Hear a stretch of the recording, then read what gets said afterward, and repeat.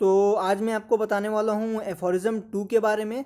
तो मैं each and every line और एवरी वर्ड का मतलब अच्छे से बताऊंगा ताकि ऑर्गेनन समझने में आपको एकदम दिक्कत ना हो।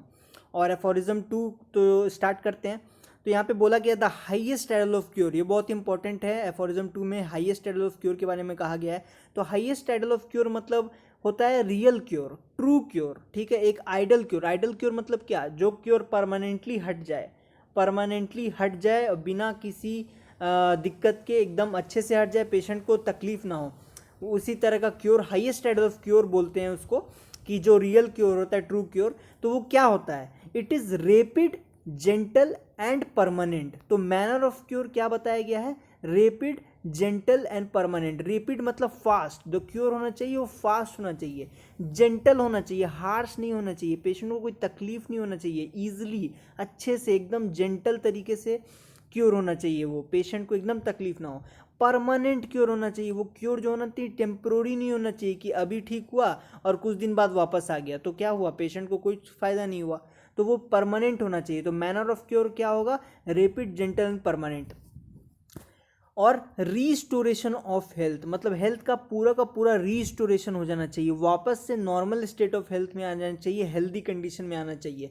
जो वाइटल फोर्स डी अरेंज्ड हो गया था वो वाइटल फोर्स वापस से अपने रियल फॉर्म में आ जाना चाहिए, ठीक है।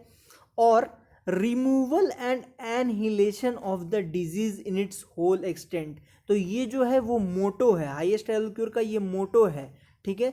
कि removal and annihilation of the disease in its whole extent. तो रिमूवल मतलब हट जाना, एनहिलेशन मतलब डिस्ट्रॉयड कंप्लीटली, तो हटाना और पूरा का पूरा डिस्ट्रॉय कर देना डिजीज को इन its whole extent.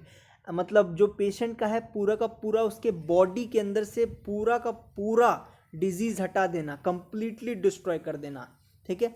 In the shortest, most reliable and most harmless way.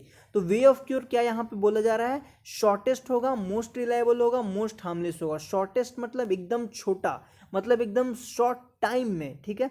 Most reliable मतलब एकदम ट्रस्टवर्दी होना चाहिए, जो क्योर होना चाहिए ट्रस्टवर्दी होना चाहिए, शॉर्ट होना चाहिए, ज़्यादा टाइम नहीं लगाना चाहिए। एंड मोस्ट हार्मलेस वे, कुछ भी टॉक्सिक नहीं होना चाहिए, पेशेंट को कुछ भी दर्द नहीं होना चाहिए, एकदम हार्म नहीं पहुंचना चाहिए पेशेंट को, हमेशा का हमेशा उसको बेनिफिट होना चाहिए पेशेंट को, ठीक है। ऑन ईजली कंप्रीहेंसिबल प्रिंसिपल, ऐसा प्रिंसिपल पे वो चीज़ बेस्ड होना चाहिए जो कि रियल में प्रूव्ड हो, रियल में आपका साइंटिफिक तरीके से किया गया हो, प्रैक्टिकल तरीके से किया गया हो। जो ऐसा प्रिंसिपल जो कि सब बहुत कोई फॉलो करता हो, रियल प्रिंसिपल हो, फेक प्रिंसिपल ना हो।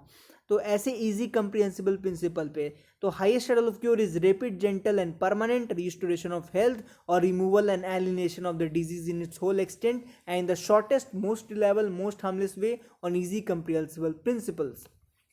तो मैंने आपको अच्छे तरीके से एफोरिज्म 2 के बारे में बता दिया, कुछ भी इसमें प्रॉब्लम नहीं है, एकदम अच्छे से समझा दिया गया है। तो अब नेक्स्ट में बात करेंगे एफोरिज्म 3 के बारे में। So do subscribe our channel for more interesting videos like this. Thank you for watching.